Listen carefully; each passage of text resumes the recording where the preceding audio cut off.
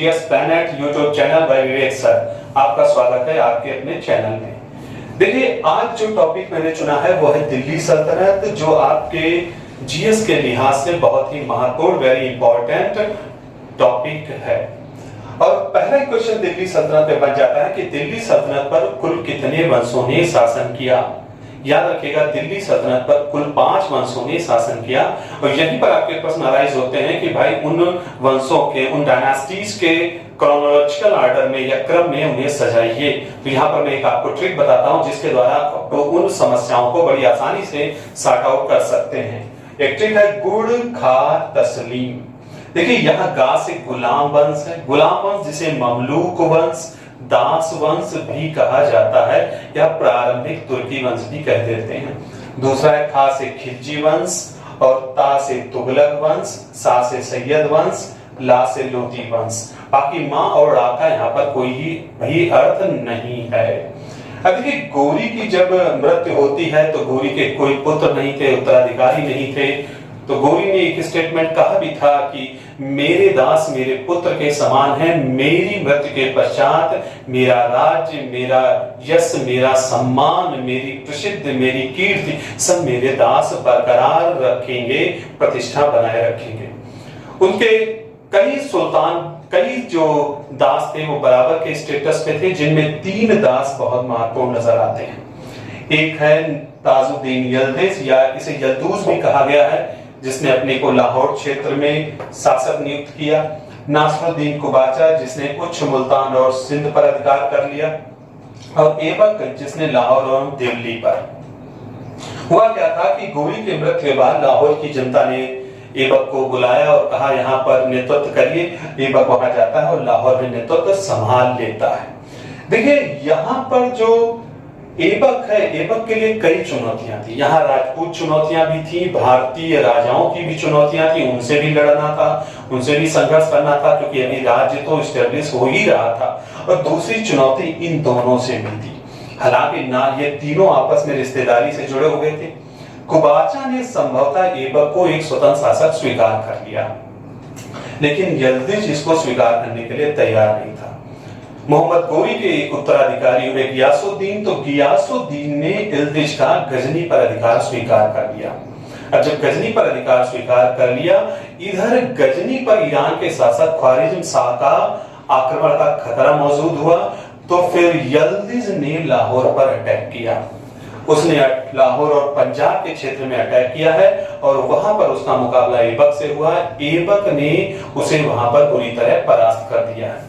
और ऐबक इधर ख्वारिज्म शाह के खतरे के कारण गजनी जब समस्या में आ गया, तो गजनी के लोगों ने ऐबक को निमंत्रित किया कि गजनी में वो कंट्रोल करे आके। ऐबक गजनी पहुंचता है, वहां वो क्षेत्र पर कंट्रोल करता है, लेकिन गजनी की जनता उससे सेटिस्फाई नहीं हुई। उसके विरोध प्रदर्शन होने लगे। उसे मात्र 40 दिन के ही अंदर गजनी छोड़ना पड़ा और यल्दिज फिर गजनी में पहुंच जाता है।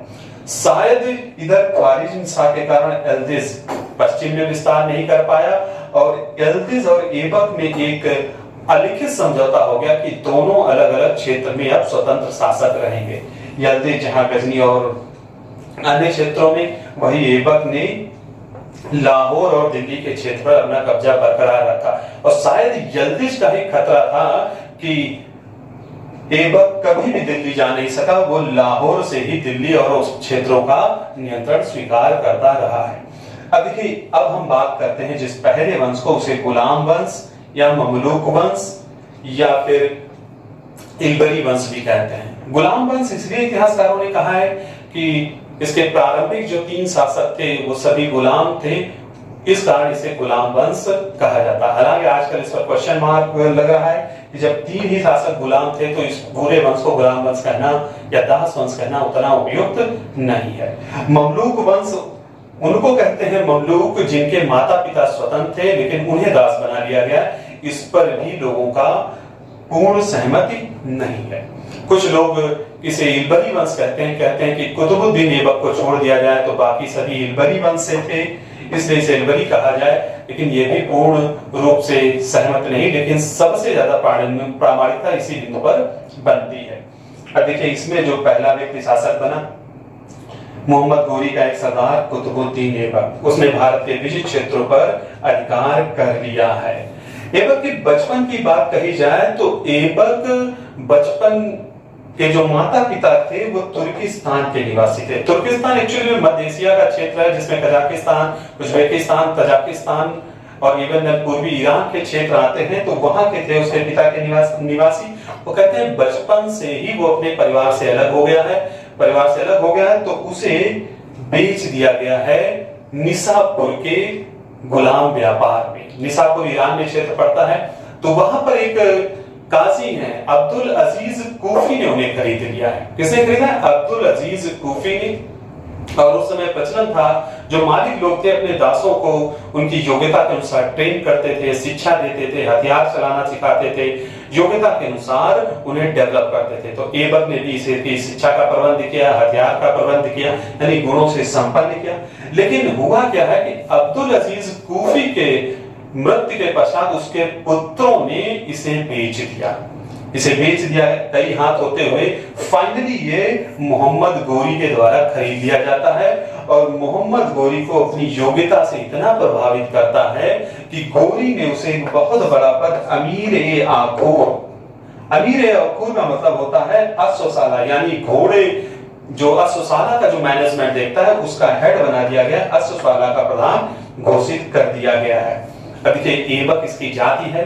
ऐबक का मतलब ही होता है चंद्रमा का देवता। तुर्की भाषा में ऐबक को कहा गया है चंद्रमा का देवता। और इसका समय काल आप याद रखिएगा 1206 से 1210 ईस्वी है। क्या है? 1206 से 1210। ऐबक ने बड़ी कुशलता से यहाँ पर अपने क्षेत्र को जीता और ऐबक फिर भारत में गुलाम वंश या दिल्ली सल्तनत का संस्थापक बन जाता है।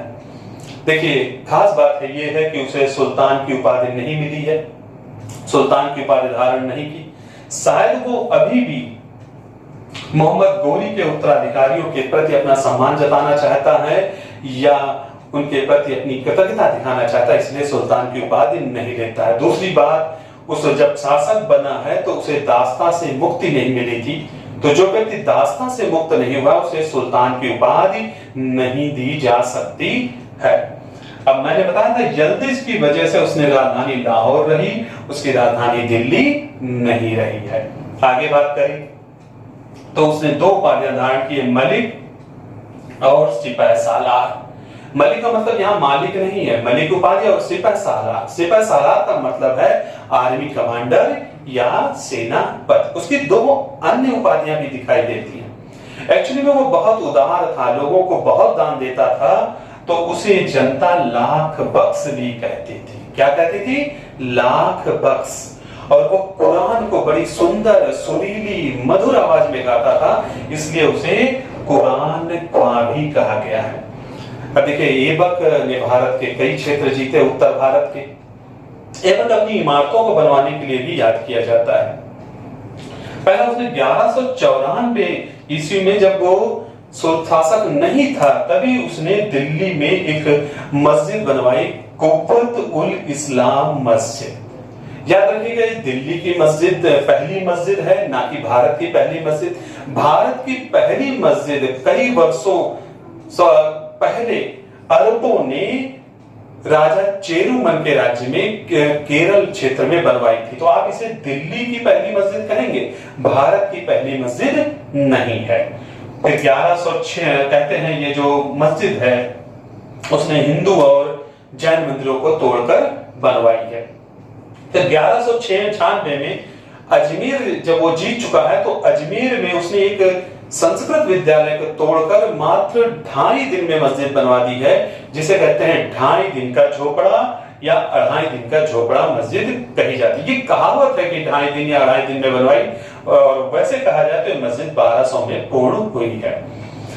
1199 में उसने दिल्ली में एक मीनार बनवानी शुरू की, दिल्ली में जिसका नाम है कुतुब मीनार। 73 मीटर लंबी मीनार है, 73 मीटर लॉन्ग ये मीनारेट है। और ये मीनार उसने प्रसिद्ध सूफी संत कुतुबुद्दीन बख्तियार काकी की याद में बनवाई। एक संत थे कुतुबुद्दीन बख्तियार काकी, उन्हीं की याद में बनवाना शुरू किया। कहते हैं एक मंजिल बनवा पाया कि तभी कुतुबुद्दीन ऐबक की मृत्यु हो गई। बाद में उस मीनार को पूरा कराया इल्तुतमिश ने। इल्तुतमिश ने इस पर 3 स्टोरीज यानी 3 मंजिल और बनवा दी। कुतुब मीनार हो गई 4 मंजिल की।